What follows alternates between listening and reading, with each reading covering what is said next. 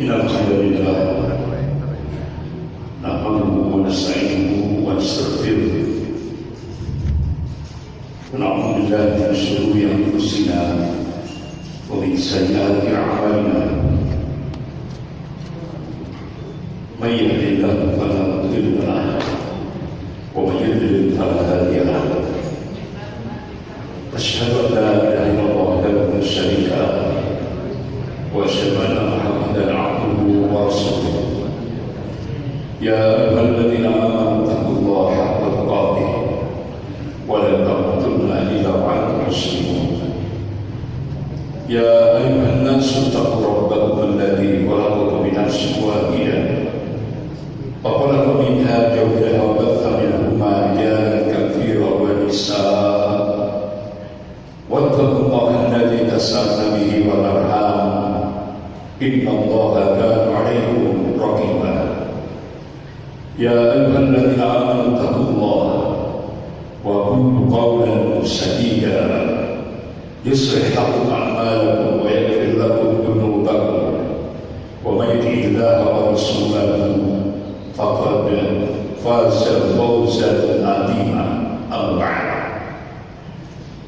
Bapak-bapak, ibu-ibu yang dimuliakan Allah, lebih khusus pengurus takmir Masjid Salatin beserta jajarannya. Alhamdulillah, insyaallah tiap Ahad keempat kita akan bersama-sama mengkaji tentang masalah ummah, problematika umat akhir zaman. Kenapa kita mengkaji problem umat? Yaumul Isnin, hari Senin 12 Rabiul Awal, itulah peristiwa besar yang menimpa Rasulullah SAW. Beliau menghadapi peristiwa sakaratul maut.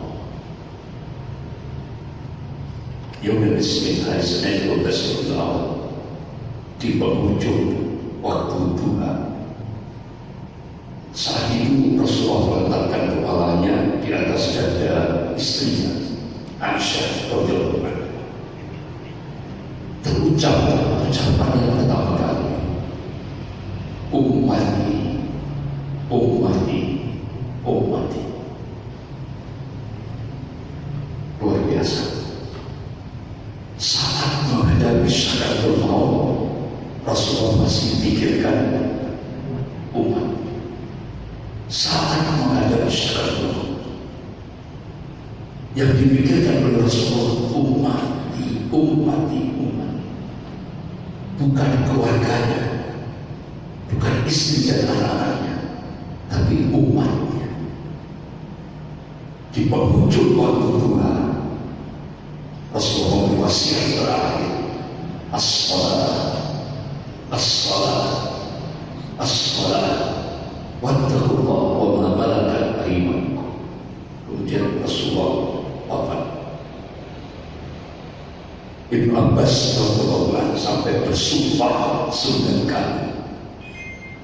Rasulullah SAW di samping beliau diutus sebagai nabi dan rasul, beliau wafat dalam keadaan syahid karena pengaruh racun pasca perang Khaybar.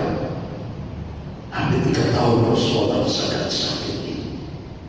Dalam kitab Sahih Bukhari, Rasulullah menyampaikan kepada istrinya Aisyah, wahai Aisyah, urat nadi jantungku sakit sekali.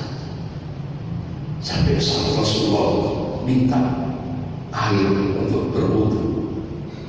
Selesai Rasulullah berwudu, mau menunaikan salat, jantung pingsan. Hampir dari beberapa riwayat hadis, hampir 3 kali Rasulullah pingsan. Tapi yang menjadi masalah kita sekarang ini, kenapa Rasulullah pada saat menghadapi sakaratul maut beliau ucap ummati, ummati. Sampai Rasulullah menegaskan oleh Rasulullah SAW, "Man asbaha bi amril mu'minin falaysa minni." Barang siapa yang bangun pagi hari, dia tidak peduli terhadap problem-problem umat, Rasulullah menegaskan, "Falaysa minni." Mereka bukan golonganku. Mereka itu kita mencoba untuk ittiba kepada Rasulullah SAW. Kita mengkaji problematika umat. Kita ittiba kepada Rasul. Kenapa? Kita memikirkan umat saja sudah dapat pahala. Apalagi kita berbuat di tengah-tengah umat. Bapak, ibu yang dimuliakan Allah. Jadi tema yang kita angkat adalah problematika umat di akhir zaman. Karena kita ini umat akhir zaman. Di depan sahabat-sahabatnya, Rasulullah sampai meneteskan air mata. Ya ikhwani, ya ikhwani, ya ikhwani. Rasulullah sampai meneteskan air mata di depan para sahabat-sahabatnya. Akhirnya para sahabat bertanya kepada Rasulullah, "Ya Rasulullah, apakah engkau maksudkan ya ikhwani itu kami ya Rasulullah?" Nah, antum ashab, kamu sahabat. Tapi yang aku sebut ya ikhwani kerinduanku pada umatku akhir zaman. Jadi kita ini sudah dirindukan oleh Rasulullah SAW sejak 1446 tahun yang lalu. Masya Allah. Oleh karena itu, kalau kita ingin mendapatkan syafaat nanti di akhir, perbanyak baca salawat kepada Nabi Rasulullah SAW, terutama Lailatul Jumat, Yaumul Jumat. Sebagaimana Allah ingatkan dalam surah Al-Ahzab ayat 54, "A'udzu billahi minasyaitonir rajim. Bismillahirrahmanirrahim. Innallaha wa malaikatahu yusholluna 'alan nabi. Ya ayyuhalladzina amanu shallu 'alaihi wa sallimu taslima." Sesungguhnya Allah dan para malaikatnya berselawat kepada Nabi. Apa makna Allah dan para malaikat berselawat kepada Nabi? Itu kalau mufassir, ahli tafsir menafsirkan Allah dan para malaikatnya memuji Nabi Muhammad SAW. Oleh karena itu, lanjutan ayat itu, "Ya ayyuhalladzina amanu shallu 'alaihi wa sallimu taslima." Hai orang-orang yang beriman, berselawat kepada Nabi, ucapkan salam sebagai tanda penghormatan kepadanya. Berarti kita berselawat kepada Nabi itu perintah Allah. Kita diperintah oleh Allah Subhanahu wa Ta'ala. Mereka itu Rasulullah SAW bersabda, Rasulullah SAW, "Man shalla 'alayya wahidatan sallallahu alaihi wasallam." Ini hadis sahih, rawahu Bukhari wa Muslim, muttafaqun alaih. Barang siapa yang bersolawat kepada satu kali, Allah akan bersolawat kepadanya 10 kali. Apa makna? Allah akan bersolawat kepada kita 10 kali. Jadi kalau kita bersolawat kepada Rasulullah SAW 1 kali, Allah akan turunkan 10 rahmat kepada kita. Masya Allah, luar biasa. Nah, kita masuk surga karena amal, bukan rahmat Allah. Rahmat Allah. Oleh karena itu perbanyak Lailatul Jumat, Yaumul Jumat, malam Jumat, hari Jumat, perbanyak kita sholawat kepada Rasulullah SAW. Bapak ibu yang dimuliakan Allah, Rasulullah SAW mengabarkan tentang 5 fase kehidupan umatnya di akhir zaman. Cuma 5 fase sampai menjelang yaumil qiyamah. Qala Rasulullah sallallahu alaihi wasallam, "Taqulu huwa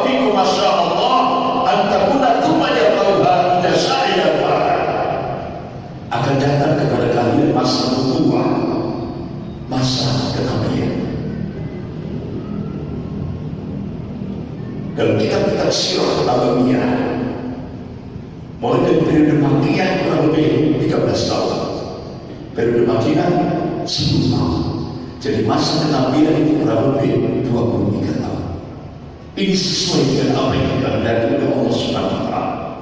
Kemudian Allah angkat jika Allah menghendakinya. Thumma takunu khilafatul alamin haji nubuwah fa yakunu masyaallah an takuna thumma yatauha ila sa'ira. Kemudian Allah munculkan periodisasi sejarah yang kedua, yaitu masa Khulafaur Rasyidin. Ditulis oleh Al-Imam Ibnu Katsir rahimahullah dalam kitabnya Al-Bidayah wa Nihayah. Mulai dari Khalifah Abu Bakar As-Siddiq radhiyallahu anhu, dilanjutkan Khalifah Umar bin Khattab radhiyallahu anhu, dilanjutkan Khalifah Utsman bin Affan radhiyallahu anhu, dilanjutkan Khalifah Ali bin Abi Thalib radhiyallahu anhu. Kurang lebih 30 tahun. Ini sesuai dengan apa yang dikehendaki oleh Allah Subhanahu wa Ta'ala. Kemudian Allah angkat jika Allah menghendaki. Thumma takunu mulkan adhan fa yakun masyaallah an takuna thumma yatawha ila syai'ah. Kemudian Allah munculkan periodisasi sejarah yang ketiga. Syekh Profesor Dr. Ali Muhammad As-Salafi, beliau pakar sejarah dunia Islam, menulis mulai dari Daulah Muawiyah, dilanjutkan Daulah Abbasiyah, puncak peradaban Islam ada di Baghdad, Irak. Kemudian dilanjutkan Daulah Utsmaniyah, puncak peradaban Islam ada di Istanbul, Turki.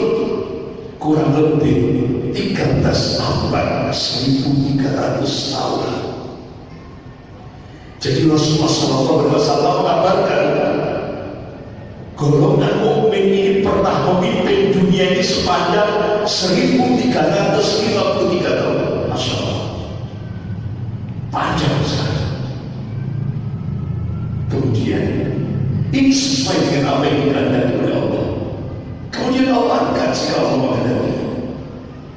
Thumma takunu mulkan jabriyah fa yakunu masyaallah an takuna thumma yatauha ila syai'ah.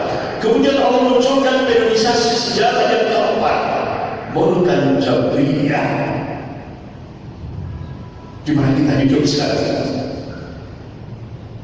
Seluruh dunia dipenuhi dengan penguasa-penguasa diktator,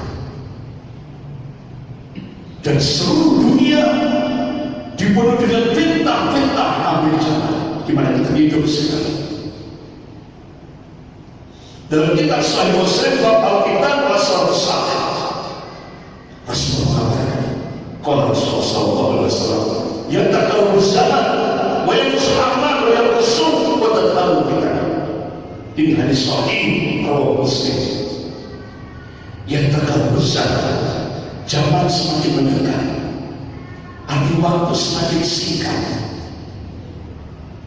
Benar tak? Sekarang waktu semakin singkat. Benar. Wahai musuh amal, otomatis kalau waktu semakin singkat, amalan semakin sedikit. Wahai musuh, Rasulullah kabarkan, asal kejadian itu akan luas di mana. Watatahul fitan, dan fitnah akan bermunculan. Ini kita hidup sekali. Bapak Ibu yang menjadi Allah, sebelum kita membahas fase keempat ini, saya tuntaskan dulu. Ini sesuai dengan apa yang dikehendaki oleh Allah. Kemudian Allah angkat jika Allah menghendaki. Thumma takunu khilafatul alamin haji nubuwah. Kemudian Rasulullah ini hadis ini dari Taibah bin Yaman radhiyallahu anhu, hadis riwayat Imam Ahmad. Jadi Rasulullah mengatakan Allah munculkan periodisasi sejarah yang kelima, yaitu masa Khalifatullah Al-Mahdi, Imam Mahdi. Rasulullah mengatakan Imam Mahdi nanti akan dibaiat di depan Ka'bah, di mana antara Hajar Aswad dan Maqam Ibrahim, itu di tengah. Seluruh umat Rasulullah seluruh dunia diperintah untuk berbaikat kepada dia. Rasulullah mengatakan, siapa yang mengawal Khalifatullah Al-Mahdi dari Mekah Al-Mukarramah menuju Baitul Maqdis. Dalam kitab Sahih Muslim, Rasulullah mengatakan, mereka itu yang disebut dengan Ashabul Rasul, pasukan pembawa pagi-pagi kita, digerakkan oleh Allah dari Khurasan menuju mengawal Khalifatullah Al-Mahdi menuju Baitul Maqdis. Pokoknya bapak-bapak, ibu-ibu yang dimuliakan Allah, ada ulama Palestina, dia seorang tafsir, ahli tafsir, Syekh Dr. Ahmad Taufan. Beliau teliti, beliau melakukan riset.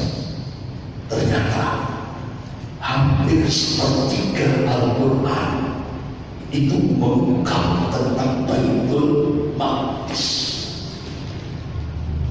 Berarti kurang lebih 2000 ayat lebih Allah mengungkap tentang Baitul Maqdis. Bapak-bapak, ibu-ibu yang dimuliakan Allah, oleh karena itu, kenapa sampai 2000 ayat lebih, sampai sepertiga Al-Quran Allah mengungkap tentang Baitul Maqdis? Dan 2000 ayat lebih itu ternyata ayat-ayat Makkiyah, diturunkan sebelum Rasulullah hijrah ke Yatsrib dan sekarang Madinah Al-Munawwarah. Itu berarti kesimpulannya Baitul Maqdis itu masuk wilayah akidah.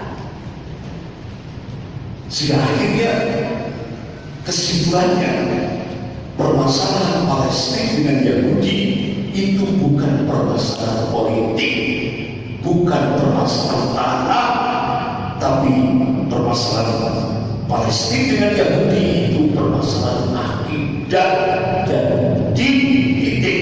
Itulah pernyataan Allah dan Rasul.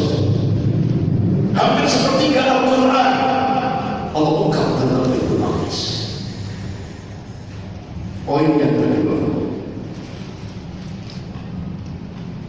Palestina ditakdirkan oleh Allah menjadi bumi peperangan. Artinya apa?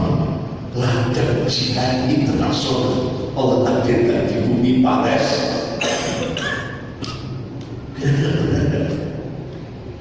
Palestina itu memang ditakdirkan oleh Allah menjadi bumi peperangan sampai puncaknya nanti akan terjadi Malahatul Kubra, perang akbar di akhir zaman. Nah, percaya tidak? Percaya. Ini Allah dan Rasul yang dipikirkan. Kan tidak percaya apa kita? Soalnya apa? Orang-orang Yahudi, orang-orang Kristiani, orang-orang Nasrani itu percaya. Jadi nanti di Palestina itu akan terjadi perang Armageddon. Itu bahasa orang Yahudi dan bahasa orang Nasrani. Nah, kalau orang Islam tidak percaya itu kebangkitan. Jadi Palestina itu memang ditakdirkan oleh Allah menjadi bumi peperangan sampai puncaknya nanti akan terjadi Malahatul Kubra, perang akbar di akhir zaman.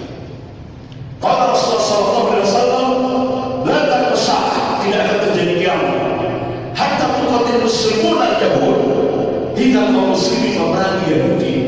Sampai-sampai kata Rasulullah di dalam batu pohon di belakangnya ada orang Yahudi, biidznillah, kata Rasulullah, atas izin Allah batu pohon itu bisa berbicara dan memanggil, ya muslim, ya Abdullah. Di belakang ada orang Yahudi, faktul membunuhkan, kecuali pohon luar lebat, karena itu tempat hidupnya orang Yahudi. Ini hadis sahih rawah Bukhari wa Muslim.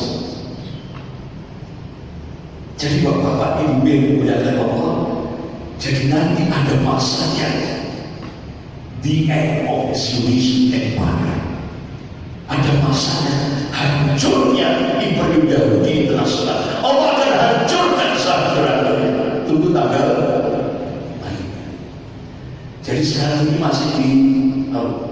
sitter apa di hulu. Jadi semakin biadab, semakin keji orang Yahudi terhadap umat Islam di Gaza Palestina, itu hakikatnya kata Allah dan Rasulnya, mereka sedang menggali kuburan mereka sendiri. Itu hakikatnya. Mungkin ada pertanyaan besar, itu di Gaza itu tiap hari mati satu. Ya, Allah sudah mengabarkan dalam surah Al-Imran ayat 140. Wa yattakhidha minkum syuhada. Dan memang ini Allah menginginkan sebagai mukmin itu dimatikan oleh Allah dalam keadaan mati syahid, gugur sebagai syuhada. Jadi semakin banyak umat Islam di Gaza Palestina, semakin banyak yang mati syahid, itu semakin besar barokah, keberkahan yang diturunkan oleh Allah. Tujuannya apa? Karena Palestina dipersiapkan oleh Allah untuk menjadi tempat puncak kemenangan Islam di akhir zaman. Makanya jangan lihat Palestina dengan kacamata manusia, jangan. Kalau bapak ibu lihat Palestina dengan kacamata manusia, sedih, sesak dada kita, miris, tiap hari kematian, ya tiap hari kekejian. Jangan lihat dengan kacamata manusia, sedih. Hampir sampai sekarang berapa 60.000 yang mati syahid, ratusan ribu yang luka-luka. Kehancuran infrastruktur parah. Dan ini memang yang diinginkan oleh Allah SWT. Ya. Makanya hakikatnya kalau kita baca dengan kacamata iman, apa yang terjadi di Gaza Palestina itu hakikatnya umat Islam di Gaza sedang donor darah. Untuk siapa? Untuk umat Islam seluruh dunia, termasuk dibunuh yang sedang kehabisan darah. Kenapa kehabisan darah? Karena terjangkit penyakit al-wabah, hubud dunia, waqaritullah. Makanya ulama-ulama Ahlus Sunnah wal Jamaah, ulama-ulama hadis, peristiwa Gaza ini adalah fitnatul Duhaimah. Apa kata Abu Haimah ini bentuk tasbirnya, pengecilannya, dampak, artinya hitam gelap. Apa wujud konkretnya? Kata Rasulullah sallallahu alaihi wasallam, yusbihu rajulun mu'minan wa yumsi kafiran, atau yumsi mu'minan wa yusbihu kafiran, yabi'u dinahu bi'arad dunya. Ini hadis sahih riwayat Muslim. Jadi kalau fitnah Duhaimah ini sudah terjadi, kondisi umat Rasulullah lagi beriman sudah jadi kafir, atau sudah beriman lagi dan jadi kafir. Wah, kenapa? Allah yang diudinan dengan dunia.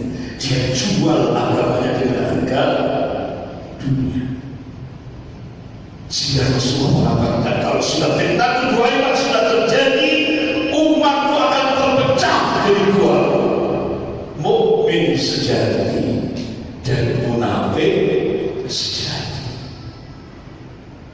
Ini pesan. Nah sekarang kalau negara, sekarang di kawasan Timur Tengah ada negara mukmin sejati, ada negara munafik sejati. Kira-kira negara munafik sejati lebih banyak atau lebih sedikit? Lebih banyak dan lebih banyak. Kenapa? Hubul dunia, waqariyatul maut, takut mati, takut resiko berjuang. Ini makanya bapak-bapak ibu yang dimuliakan Allah, Rasulullah sudah kasih kabar nanti di akhir zaman ada dua pasukan, satu di Syam, satu di Yaman.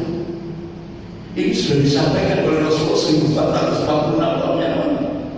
Sekarang kita cek yang bergolak Syam dan Yaman. Benar. Allah Akbar. Negara-negara barat, Amerika, Inggris, Prancis dan semuanya ketakutan menghadapi umat Islam. Yaman itu kapal induk dihancurkan di lautan oleh Yaman. Tapi ini disampaikan oleh Rasulullah 1446 tahun yang lalu. Sekarang sudah nyata. Yaman dan Syam. Jadi bapak-bapak ibu yang dimuliakan Allah. Kemudian yang ketiga, poin yang ketiga dari penelitian Syekh Dr. Ahmad Naufal. Jadi solusi Palestina, kata Allah dan Rasulnya, bukan lewat perdamaian, bukan lewat dialog, bukan lewat diplomasi, tapi solusi Palestina yang ditetapkan oleh Allah dan Rasulnya dalam Al-Quran dan Hadis, jihad wal qital, jihad dan perang. Sehingga nanti di Palestina itu akan terjadi peperangan sampai akhir zaman. Dan itu solusi yang diberikan oleh Allah dan Rasulnya. Ini tidak bisa digabungkan. Apa kalau bahasa Indonesia? Aksioma tidak bisa diubah. Ini ketetapan Allah. Yang terakhir, poin yang keempat, siapa yang membebaskan Palestina dan dunia Islam yang lain yang tercengkram oleh imperialisme? Allah dan Rasul mengatakan mereka itulah yang disebut At-Taifah Al-Mansurah, kelompok yang akan ditolong oleh Allah, kelompok yang akan dimenangkan oleh Allah, kelompok yang dipersiapkan oleh Allah untuk menghancurkan bangsa Yahudi sehancur-hancurnya. Sahabat tanya, ya Rasulullah, wa aina? Oh, ya Rasulullah, di mana keberadaan mereka ya Rasulullah? Rasulullah berikan jawaban Allah, di Baitul Maqdis, wa ana di Baitul Maqdis. Ini hadis sahih rawahu Ahmad. Jadi nanti pasukan kelompok yang akan dipersiapkan oleh Allah untuk menghancurkan bangsa Yahudi sehancur-hancurnya, Allah munculkan di Baitul Maqdis dan di sekitar Baitul Maqdis. Makanya kenapa hampir 2000 ayat lebih dalam Al-Quran mengungkap tentang Baitul Maqdis.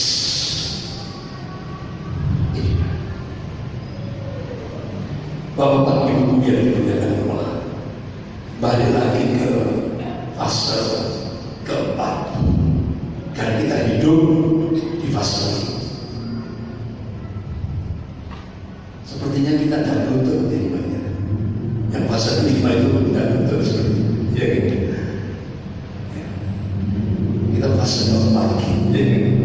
Nah, ini Bapak Ibu yang dimuliakan Allah, fase keempat ini dipenuhi dengan fitnah-fitnah akhir zaman. Pada suatu saat Rasulullah duduk bersama sahabatnya Abdullah bin Umar radhiyallahu anhu.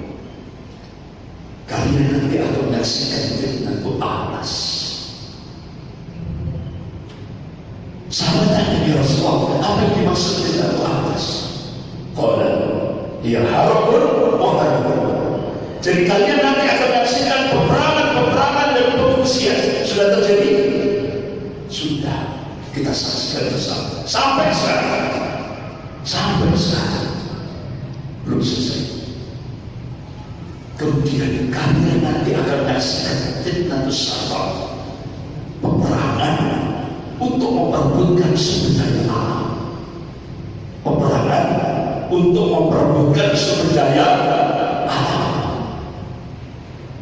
Kalau di Timur Tengah lewat peperangan, perang militer.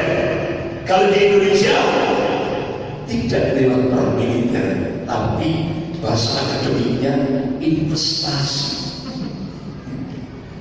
Kalau di kampung saya nyebutnya ngutang, benar-benar.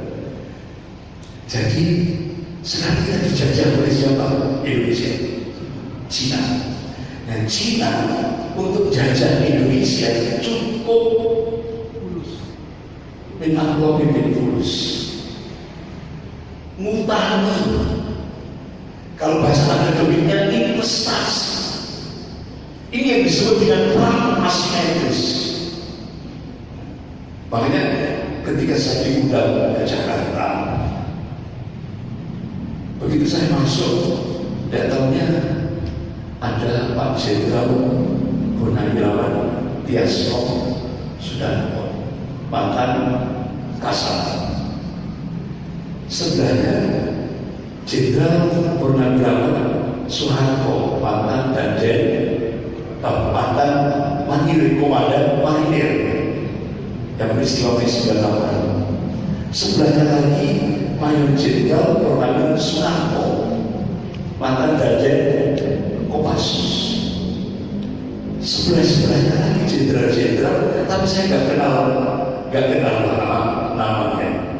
Dan sebelah kanan saya Kolonel Purnawirawan Sugeng Waras yang sering masuk media ini, masuk ke Waras. Nah, besar. Sekarang di Indonesia itu sudah terjadi 3 peperangan. Kira-kira terasa nggak? Di Indonesia itu kata jenderal-jenderal ini sudah terjadi 3 perang sekaligus. Ibu-ibu masih bisa ke pasar, masih kan? Ibu-ibu masih bisa masak di rumah, masih kan bisa bercengkerama dengan anak dan cucu, masih. Jadi 3 peperangan ini bukan perang militer. Yang pertama perang asimetris. Ini daya rusaknya lebih dahsyat daripada perang militer. Lewat investasi, ngutangi. Cina ngutangi Indonesia tahap pertama 647 triliun. 10 tahun sudah 20.000 triliun. 10 tahun. Kira-kira yang bayar utang Indonesia itu siapa? Ibu-ibu semua jamaah sesalahin lewat pajak. Sing utang Mr. Mulyono, sing bayar rakyat. 20.000 triliun, bukan 8.500, itu 8.500 itu kan di Jadi kalau ada bayi lahir sekarang itu sudah dikenai hutang oleh negara 50 juta rupiah. Jadi kalau ada bayi lahir, ini bayi ini sudah hutang kepada negara 50 juta. Sehingga itu yang sama Mister mungkin. Bapak-bapak, ibu-ibu yang dimuliakan Allah. Kemudian perang yang kedua yaitu proxy war. Jadi Cina untuk merampas, untuk mengeruk sumber daya alam di Indonesia cukup lewat proxy. Boneka. Kalau bahasa kasarnya lewat pengkhianat bangsa. Sampai 5,7 juta ton nikel bergerak dari Morowali, Sulawesi Tengah menuju Cina. Itu saat Indonesia ditanya, polisi tahu? Tidak tahu. Bea Cukai tidak tahu. Imigrasi tidak tahu. Tidak ada yang tahu. 5,7 juta ton itu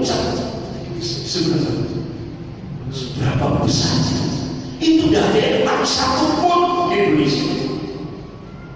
Berarti kesimpulannya, pengkhianat bangsa Indonesia ini jumlahnya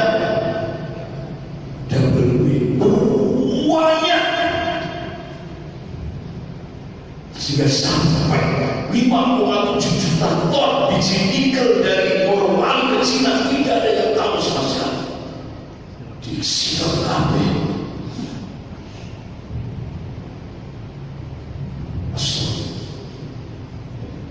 Terus duit ini.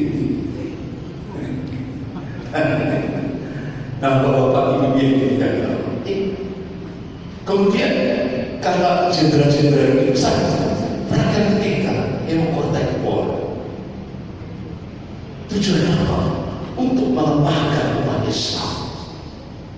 Akhirnya dimunculkan Panji Gumilang, pondok pesantren Al-Zaitun, untuk merusak umat Islam. Itu perang Neo Kontak War.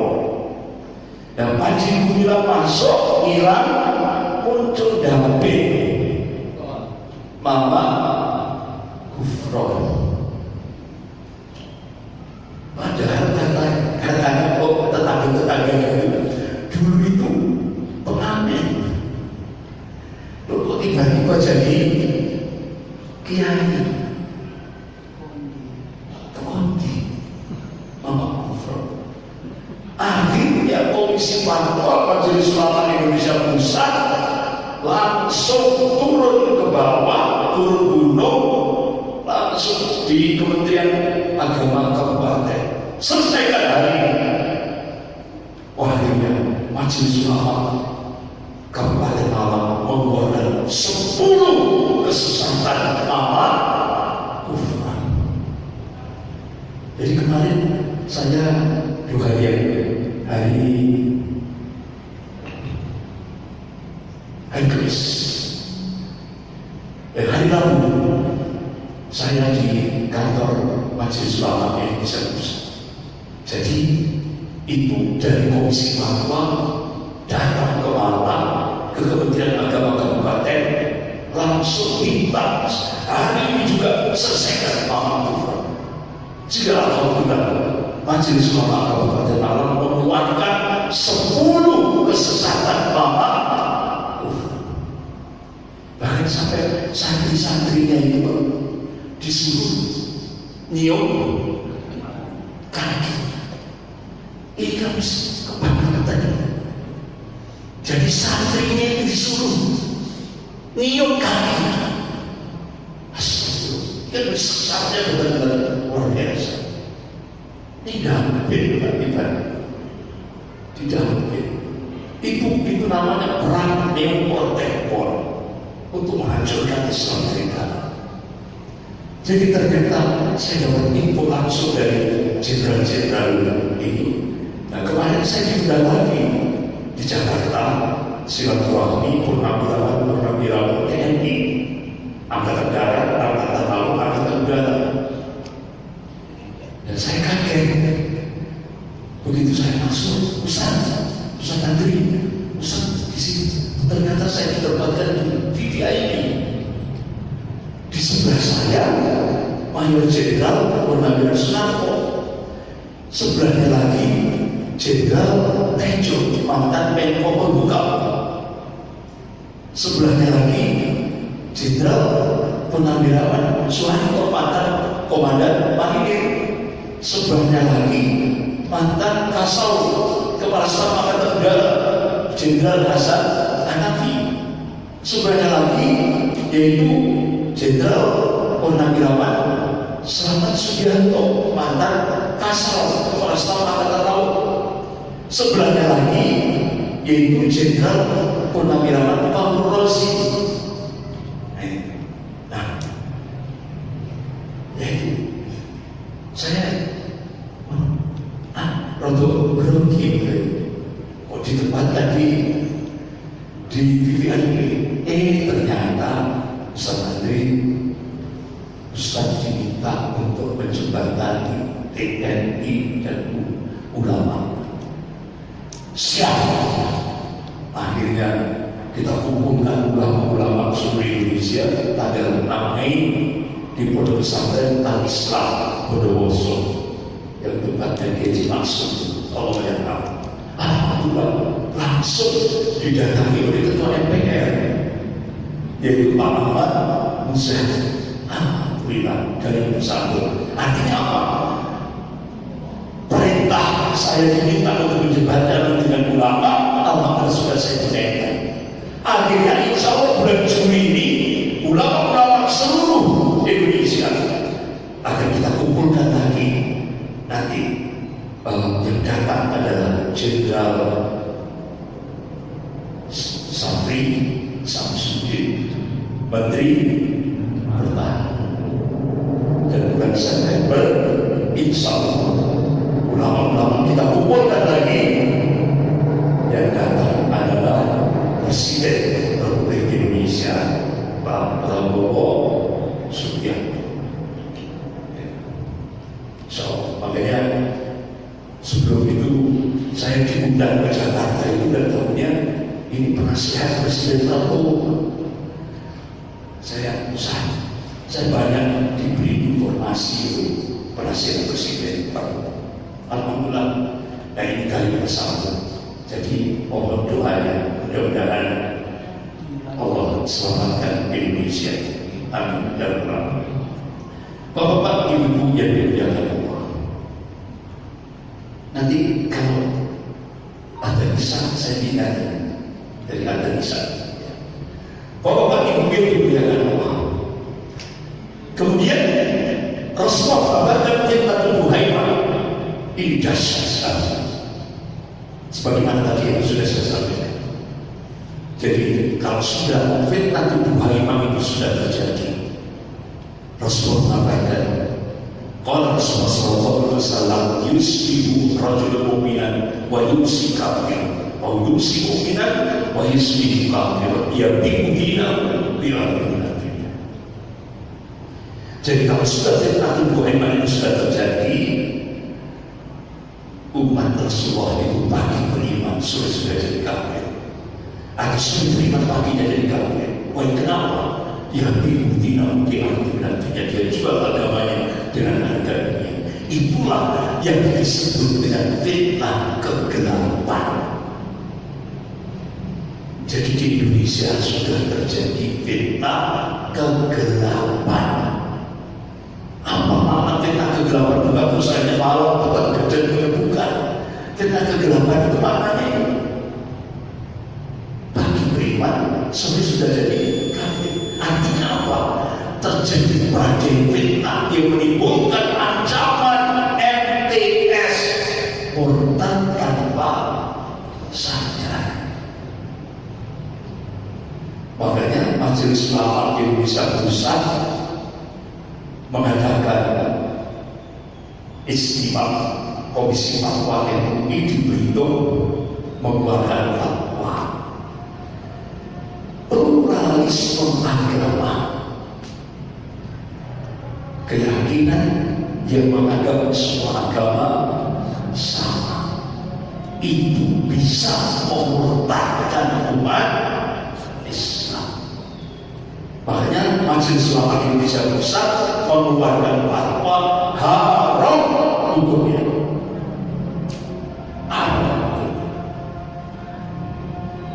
Sudah masuk bisa. Monggo ada bisa dulu. Monggo silakan. Monggo yang ada.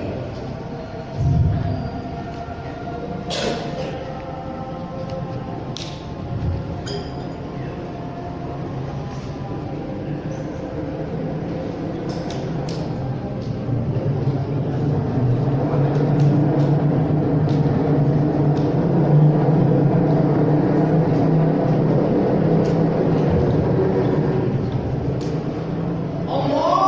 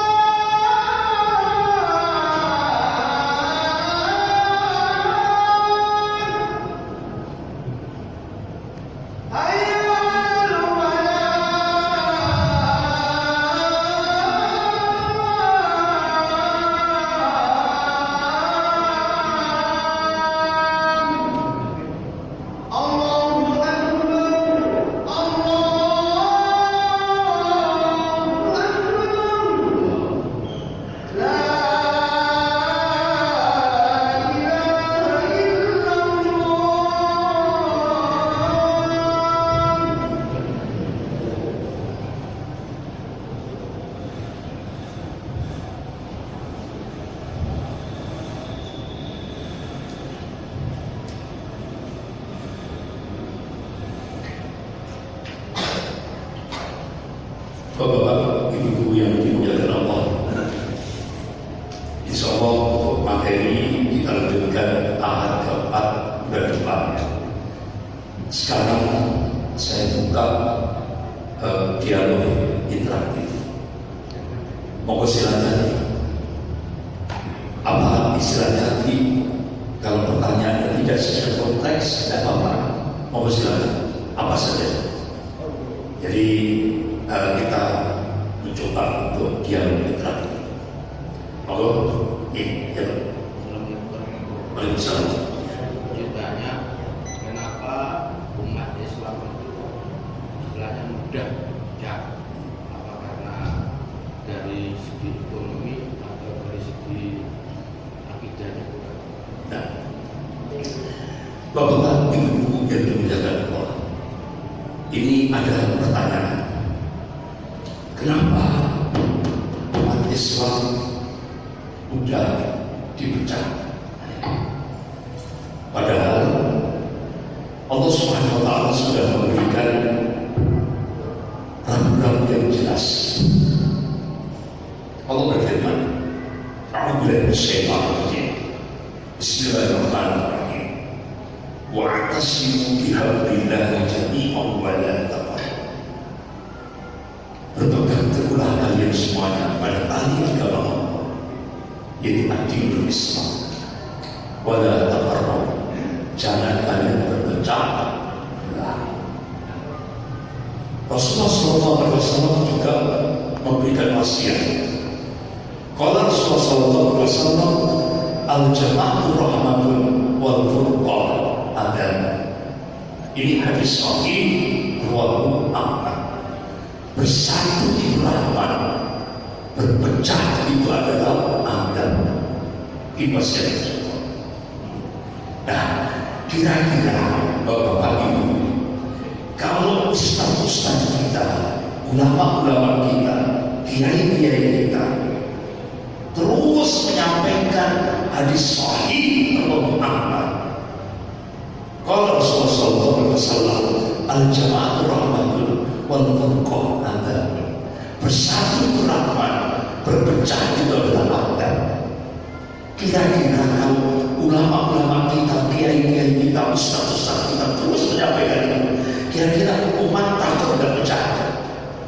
Takut, karena kalau pecah itu Allah akan turunkan azab. Kalau kita bersatu, Allah akan turunkan rahmat, ya kan?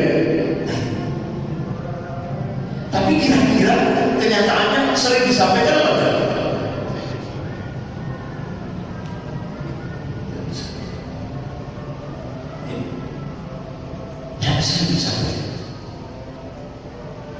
Yang sering disampaikan pernyataannya yang bukan dari Nabi. Ikhtilaful ummah rahmat. Perbedaan di dalam umat rahmat. Nah itu kalau dicari dalam bentuk berserta, tidak akan pernah ketemu. Rasulullah ingatkan, kalau Rasulullah SAW, "Faman kadzdzaba 'alayya muta'ammidan falyatabawwa' maq'adahu minan nar." Barang siapa yang ngomong ceramah, dia sampaikan bukan dariku kata Rasulullah. Rasulullah tidak pernah menyampaikan seperti itu. Dia sampaikan dengan sengaja tanpa ilmu. Dia sampaikan dengan kata-kata, "Falyatabawwa' maq'adahu minan nar." Siap-siaplah dia menduduki kursinya di neraka. Makanya sekarang ulama-ulama Ahlus Sunnah wal Jamaah, Masya Allah, kita sekarang ini dipermudah. Kalau kita cari hadis-hadis yang sahih, kita buka silsilah hadis sahih. Kalau kita cari hadis-hadis yang dhaif dan maudhu', hadis-hadis yang lemah dan palsu, sudah dikumpulkan sendiri oleh ulama-ulama. Jadi sekarang dimudahkan, mudah. Nah itu, makanya jangan sampai pecah, jangan sampai. Biasanya pecahnya itu karena perbedaan pendapatan, bukan berbeda pendapat, tapi perbedaan pendapatan. Akhirnya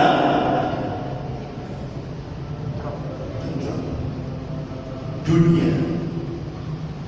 kembali lagi bin Amr bin Fulus. Ini yang gara-gara pecah itu. Nah, ketika Rasulullah berdoa kepada Allah, ya Allah, jangan kau habiskan umatku dengan situasi macam ini. Gagal panen, Allah kabulkan, dikabulkan oleh Allah. Rasulullah berdoa yang kedua, ya Allah, jangan kau habiskan umatku atas musuh-musuhnya, dikabulkan oleh Allah. Makanya saya tanya, bapak-bapak ibu saya tanya, di Gaza itu Amerika dropping bom kurang lebih 70.000 ton di Gaza, 70.000 ton. Nagasaki Hiroshima itu 14